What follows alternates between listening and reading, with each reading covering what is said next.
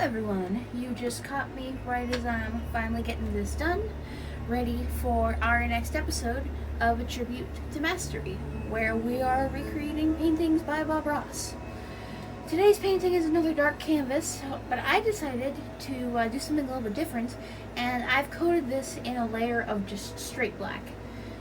This is actual black paint, not necessarily blue and brown or anything like that. No, this is just black. I want to see what it does to the colors and see if that gives it a whole new vibe or something like that.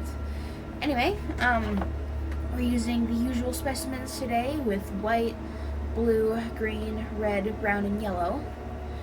And we also have our water pan handy. I just have my water here in a little cup. You should also make sure you have those things, as well as plenty of brushes. We're going to want to work in a little bit of blue into our brush, as well as plenty of white. And of course, we're going to start making our sky. So of course, we're going to need plenty of white in our brush to do said sky. And we'll mix in a little bit of blue too. And it gives this grayish bluish color. It gives the sky this whole overcast vibe. This could be at night too, like with all these clouds, because I don't know if you've ever noticed, but if it's been overcast all day and stuff, and you look down or look up at the sky and you see all the clouds, the sky looks very different. It looks almost hazy at certain parts because of the overcast clouds and all that. I really like overcast days. They're very, very nice, very pretty, very relaxing. And I know that clouds don't diffuse UV rays. Like, you could still get a sunburn on an overcast day. However, it does make it a little bit easier to be outside without sunglasses. And that's really nice. And also, half the time if it's overcast, it means that there's going to be some rain coming. And I really like the rain. And we want this to come down about halfway, so we're just doing this and making sure there's no stark white. It's all mixed together, nice and mixed, so it's all more or less one uniform color. Maybe a couple of streaks of others here and there. For example, adding some blue in here. And if it gets sticky, that's not too big of an issue. We can always just get a bit of water. And all of a sudden, it flows quite a bit better. Then, of course, we're going to rinse out our brush, make it nice and clean. Make sure we have somewhere to get the water out of our brush. Mixing in some water into your paint to make it flow a bit better is a good technique. However, it can be a bit awkward if you use too much water. Because a little bit of water goes a long way with these kinds of paintings. Because if you add too much water, then all of a sudden your paint's not going to want to dry properly, and it'll separate and it won't stick at all, which is not what we want at all. Now we're going to go in with our white on our fan brush. Get plenty of that in there. We're just going to go in here and start making some cloud shapes. We can go in here, add one on top, and we don't have too many clouds. I feel like this can be a relatively clearish sky, and we can just have one right there. Pull it up a bit. Pull this one up. And then, of course, we all know the drill by now. We just go in here and we use our sponge brush and we diffuse these bottom parts here. I almost want to spare you the details just because we've done this a few times. But then again, if I spared you the details, then what's the point of you even watching the video? You're here because you want to watch me paint and stuff, presumably, or at least listen. And then, once we've done that, we can go in with our bigger brush, and we can just go in and drag this across, make these a little bit more vague indications of clouds. And then, of course, we can go in and we can add our second layer on top. This is a technique that I really quite enjoy. And then, of course, we do the same thing. Maybe drag it across in here. Just like that, we've got some nice puffy looking clouds. Then we can take our brush, still got a little bit of our grayish blue in it, and we can go in here with our green, and we'll mix that with a bit of yellow. Mix it all together on our canvas. And now we can go in here, out of the top, and we can start putting in our first indications of some trees. The easiest way to do this is to just really tap it into the brush. Really want it to stand out. Stand out against the background.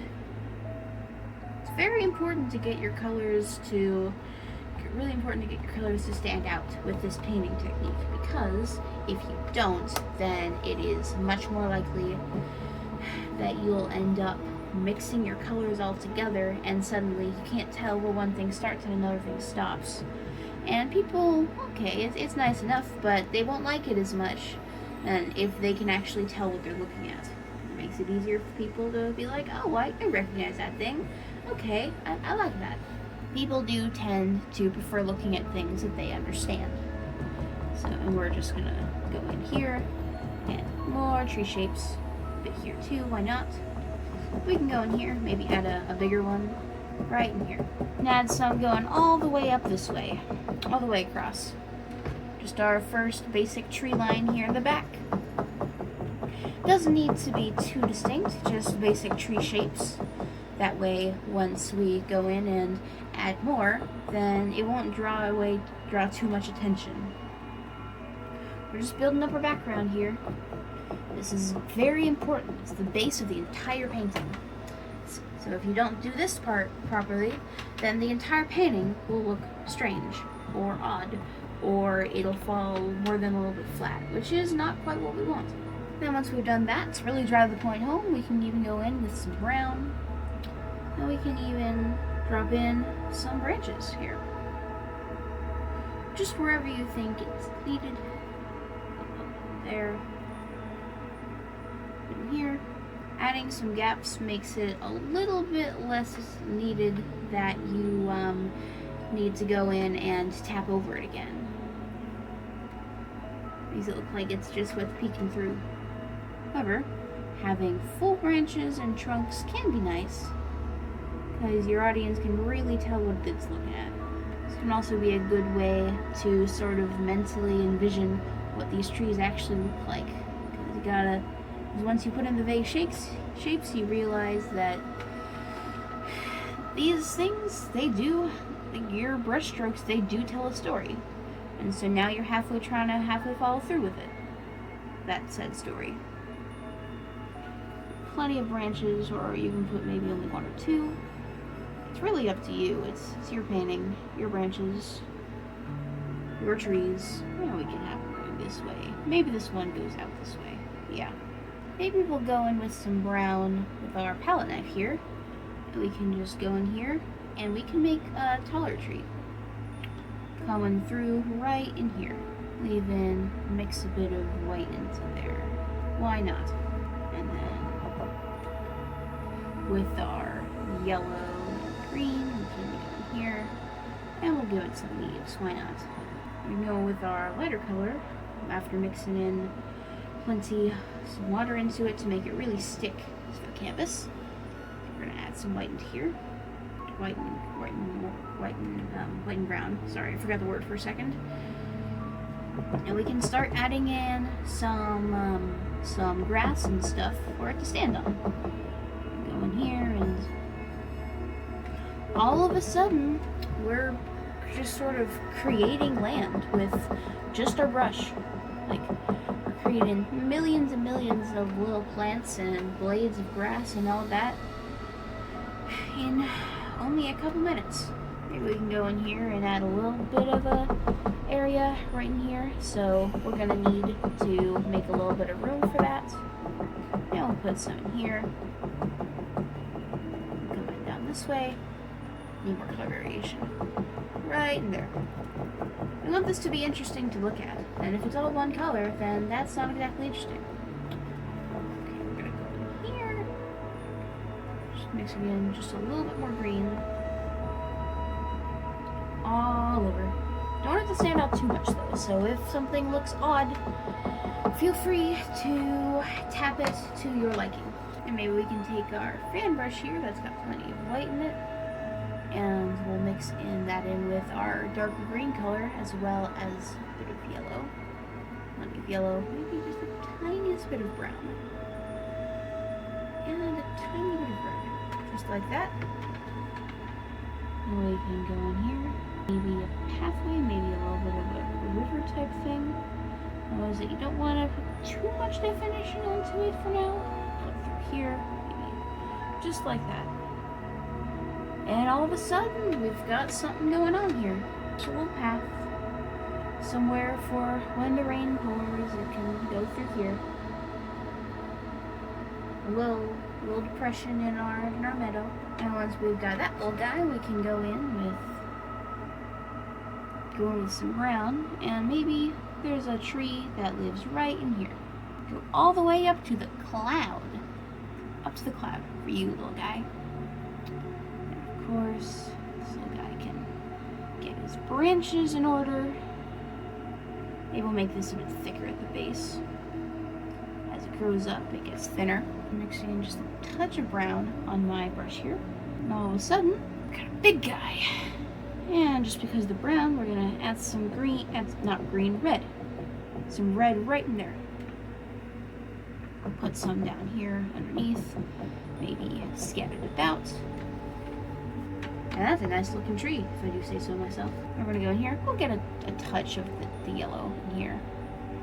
Bit of a touch of the brown. Now we can go in here, and we're just gonna keep layering in colors. This needs more green. Maybe a touch of white. There we go, that's a bit better. We're just layering in our ground, more green. And now, plenty of paint, we can just go in and we can bring this down to about here. Why not? Yes.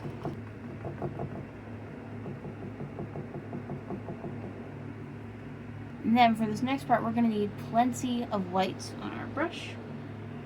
We're going to mix them together on our palette, just like this, and then we can use this and pulling down here. Then once we can do a bit here too. Why not? And we can just use our big brush and just drag it across a bit. All of a sudden, we've got some water going. And just start with our waterline. And of course, with the waterline, you want it to be made up of a bunch of different little strokes of white. Because most of the time, when there's reflections on the water, it's not just one thing, it's made of a bunch of little things. And we can go in with our trusty sponge brush, and we can go in here, and right by our dock, we can add in some dirt for the sides of our dock. Okay, we'll put in a little bit of dirt there too, why not? Maybe a little bit here. Add some color variation. We can even go in with some yellow and make sure to mix in the brown with it. We'll add some more color, some more layers of color. More color layers. Put some in here. It's already looking nicer. I think we're gonna go in here and expand our land out this way. Expand it out this way. And we can accomplish this easily with our bigger brush. And we just go in here, cover this up with more green and brown and yellow paint. And all of a sudden, we've got even more land to play with. What I think we're gonna do now is we're gonna go in with some white. And we're gonna start on a bit of a water line here. And now we're just gonna go in and expand that water line out.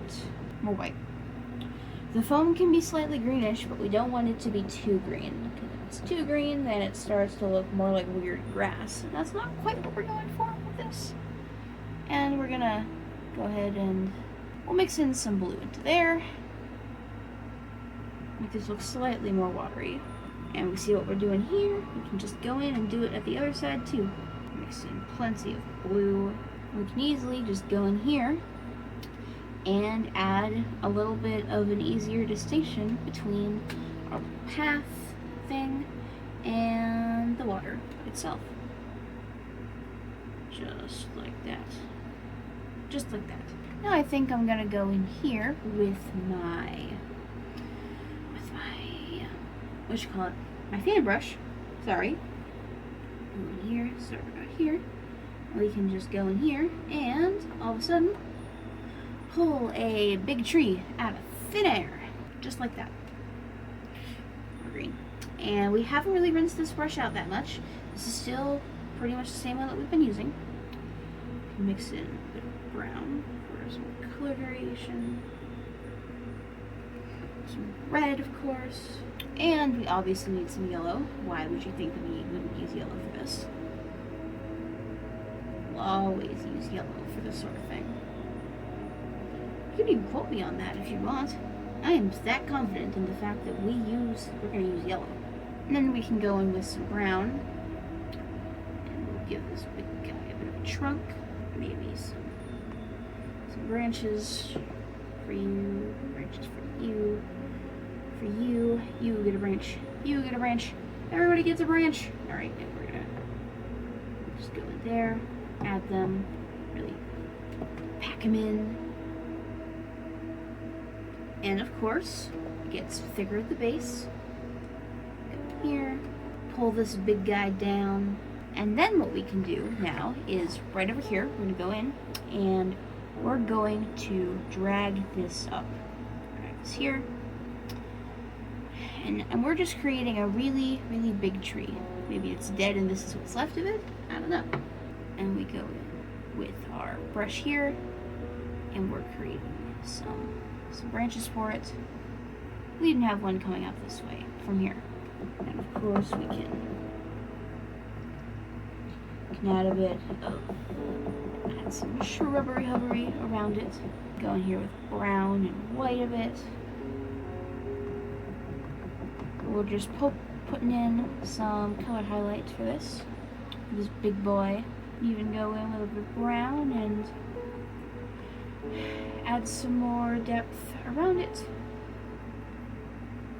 A bit of red in there, some orange, yellow, make it orangey. Just like that, we've got a relatively highly detailed tree. Isn't that nice? And now that we've done that, we can go in and get some red paint, mix it with a bit of water to make it thinner, and we are going to sand the painting. And just like the previous times, we're gonna see if we can guess where it is, or at least guess where I'm going to sign it. All right. Okay, I think that's gonna about wrap this up for my recreation of this Bob Ross painting. I really hope that you enjoyed watching me make this painting as much as I did actually doing it. Alright, I think that's gonna be about it.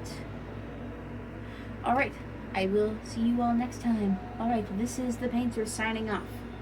So long. Farewell.